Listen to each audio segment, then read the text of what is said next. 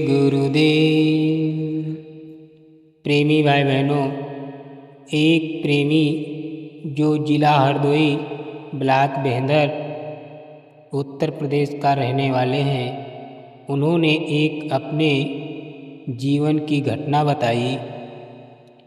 उनका एक छोटा सा गांव पड़ता है, उसमें उन्हीं बिरादरी के सारे लोग रहते हैं और कोई भी शाकाहारी जीव नहीं है। सबके सब बिना शाकाहारी के रहते हैं और ये प्रेमी, इनका ही परिवार शाकाहारी से जुड़ा है। तो उन्होंने बताया कि गुरु महाराज कहा करते थे कि अपने घर के ऊपर जय गुरुदेव नाम का झंडा लगा देना और दीवार पर, दरवाजे पर जय गुरुदेव नाम प्रभु का है लिख देना। इससे क्या होगा कि आपके घर परिवार पर अनामी महाप्रभु का पहरा हो जाता है। वे हरदम आपकी और आपके परिवार की, घर की रक्षा करते हैं, संभाल करते हैं। कोई भी दैविक आपदा, लौकिक भौतिक कोई भी आपदा से जय गुरुदेव नाम का झंडा है आपकी रक्षा करेगा। तो उन्होंने कहा कि ये सब जय गुरुदेव नाम का प्रचार करने के लिए बाबा जी कहते हैं। उनको विश्वास नहीं होता था कि आखिर में बाबा जी इस बात को क्यों बार बार कहते हैं। सत्संग में बताते हैं कि बच्चा, जय गुरुदेव नाम का झंडा आपके घर पर लगा होना चाहिए, दीवार पर जय गुरुदेव नाम लिखा होना चाहिए। लेकिन उन्होंने गुरु महाराज का आदेश मानकर झंडा अपने छत की मुड़ेर पर लगा दिया और अपने घर की दीवार पर जय गुरुदेव नाम प्रभु का लिख दिया। महात्मा त्रिकालदर्शी होते हैं, वे सब कुछ समझते हैं। वे ये भी जानते हैं कि बच्चा क्या चाहता है, बच्चा क्या नहीं चाहता है।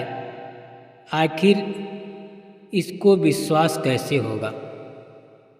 मालिक की मौज। एक समय ऐसा आया कि अप्रैल का महीना था, गर्मी हो रही थी और हवा भी चल रही थी। पास के ही गांव में सत्संग था। वे प्रेमी सत्संग में चले गए, घर पर ताला लगा दिया और उनके लड़के व पत्नी, पास ही में खेत था तो खेत पर चले गए और वहाँ पेड़ की छाया में वो आराम से बैठे थे। इधर क्या हुआ, उनके पड़ोसी के घर में कोई बच्चा था जो रसोई घर में गया और माचिस उठा लाया। माचिस की एक तीली उसने माचिस की डिब्बी पर रगड़ी और किताब का एक पन्ना फाड़ा, उसमें उसको लगा दिया। जब कागज जलने लगा तो उसने उसको छोड़ दिया। हवा का झोंका आया और वो छप्पर में लग गया। छप्पर में लग गया और इधर क्या हुआ, वो जो छप्पर था तो वो गुरु भाई की दीवार पर ही रखा था। छप्पर में आग लग गई और वो जलने लगा। जब वो जलने लगा तब क्या हुआ आग पड़ोसी के पूरे घर में फैल गई, क्योंकि हवा का वेग के कारण लपटें उठी और पास के जो भी छप्पर थे और फूस फल्लर था उसमें लग गई और तेज सा धुआं उठने लगा। तब क्या हुआ, आग पड़ोसी के पूरे घर में लग गई और धुआं उठने लगा। लोगों ने आवाज़ लगाई तो उनकी पत्नी और बच्चे जो वहाँ पेड़ की छाया में आराम कर रहे थे, तो उन्होंने भी देखा कि आग लगने की आवाज़ आ रही है और धुआं भी उठ रहा है। शायद ये हमारा ही घर क्यों न जल रहा हो। तो वो दौड़ करके अपने घर आ गए और अपने पिताजी को फोन लगाया। पिताजी तो उनके सत्संग में गए थे और इधर सत्संग चल रहा था, तो उन्होंने फोन नहीं उठाया। गांव वाले पड़ोसी के घर की आग बुझाने में लग गए और गुरु भाई की पत्नी और बच्चे चीख रहे थे कि कहीं आग हमारे घर में न फैल जाए। और वे लोग जय गुरुदेव नाम का उद्घोष करते और आंसू बहा रहे थे। मालिक तो सर्वसमर्थ होते हैं और इधर गांव वाले आग पर पानी डाल रहे थे, धूल डाल रहे थे, लेकिन हवा चल रही थी तो आग कंट्रोल होने का नाम नहीं ले रही थी। धीरे धीरे क्या हुआ, वो आग पूरे ही घर में जलने लगी और लपटें उठने लगी। उधर गांव वालों ने जब आग पर काबू नहीं पाया, अपनी सारी क्रियाएं करते रहे। और इधर क्या हुआ, इनकी पत्नी और बच्चे यही कह रहे थे कि हे मालिक, आज क्या होगा, आग को कम करो, नहीं तो हम बर्बाद हो जाएंगे। ये सब देख पत्नी और बच्चे और परेशान हो रहे थे। जय गुरुदेव से प्रार्थना कर रहे थे कि मेरा ही अकेला परिवार जय गुरुदेव को मानता है। अगर आज आग हमारे घर को जला देगी तो हम में और संसारी लोगों में अंतर क्या रहेगा। लोग यही कहेंगे, जब तुम्हारे बाबा आग नहीं कंट्रोल कर सकते तो भवसागर पार क्या करेंगे। यही बात उनके दिल दिमाग में गूंज रही थी और निरंतर मालिक से प्रार्थना यही कर रहे थे, हे मालिक, इस आग को कंट्रोल करो, हे मालिक दया करो, आपके सिवा हमारा दुनिया में कोई नहीं है। लेकिन ऐसा हुआ कि जो छप्पर पड़ोसी का इनकी दीवार पर रखा था वही जल गया और उसी पर जय गुरुदेव नाम का झंडा लगा था। आग उसके आगे नहीं पहुंची और झंडे को भी कोई नुकसान नहीं हुआ, क्योंकि मालिक ने ऐसा खेल खेला कि जो हवा चल रही थी उसके विपरीत हवा का रुख हो गया, हवा का बदलाव हो गया। तो इनका मकान पश्चिम दिशा में पड़ता था, तो पहले हवा पूर्वैया चल रही थी, लेकिन जब इन्होंने करुण पुकार की तो हवा का रुख पछुआ पवन में बदल गया।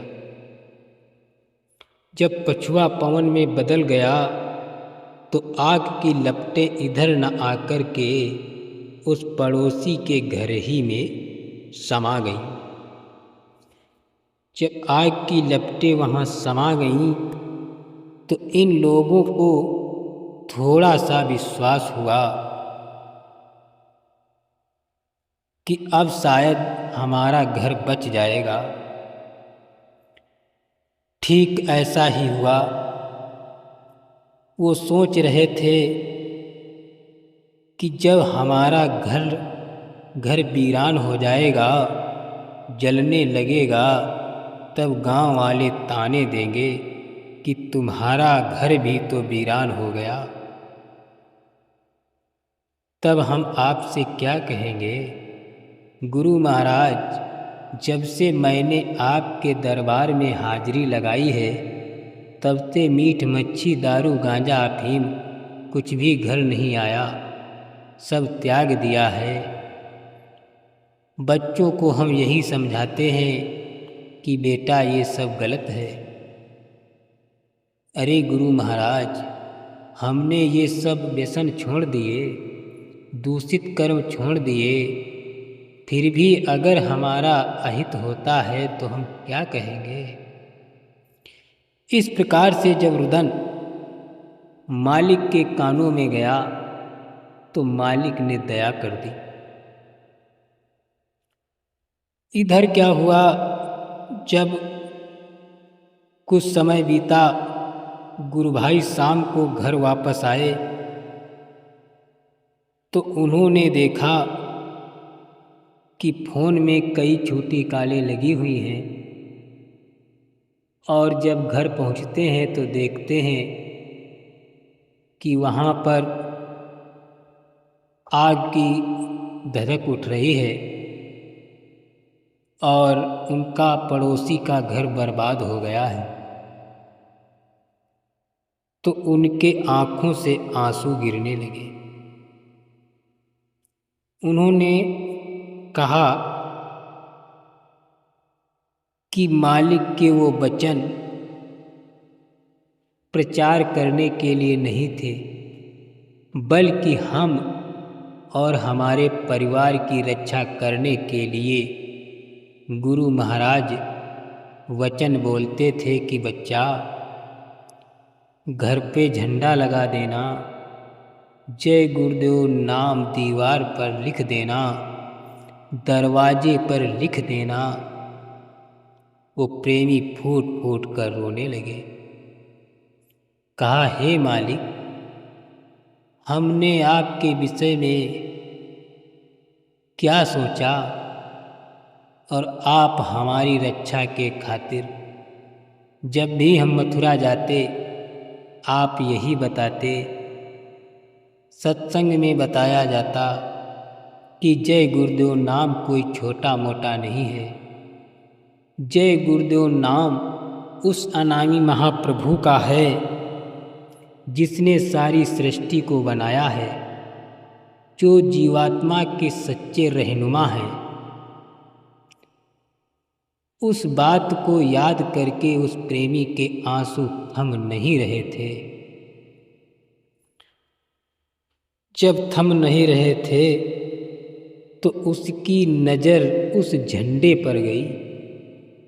प्रेमी की नज़र जब झंडे पर गई तो देखा कि झंडा ज्यों का त्यों लगा हुआ है, और इधर गांव वाले भी देख रहे थे कि लपट इतनी उठ रही है लेकिन झंडे को कुछ नहीं हो रहा है।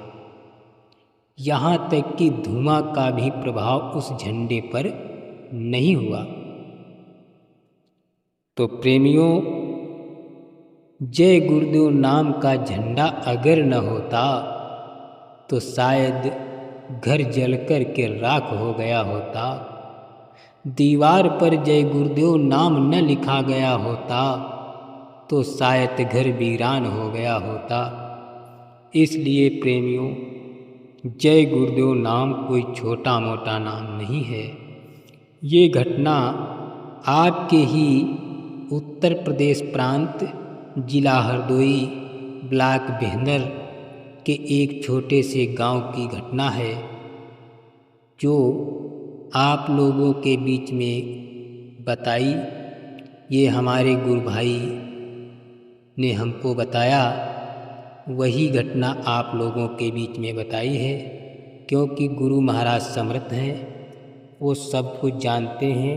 हम आपके जीवात्मा की संभाल करेंगे। जब लौकिक रूप से संभाल करते हैं तब हम आप लोगों को विश्वास होता है कि पारलौकिक में भी हमारी मदद करेंगे। गुरु महाराज कहते थे, इस बुढ़े से जो भी मदद है ले लो, क्योंकि जब तक तुम्हारी बाहरी मदद नहीं करेगा तब तक तुमको विश्वास क्या होगा कि अंतर में भी मदद कर रहे हैं। जय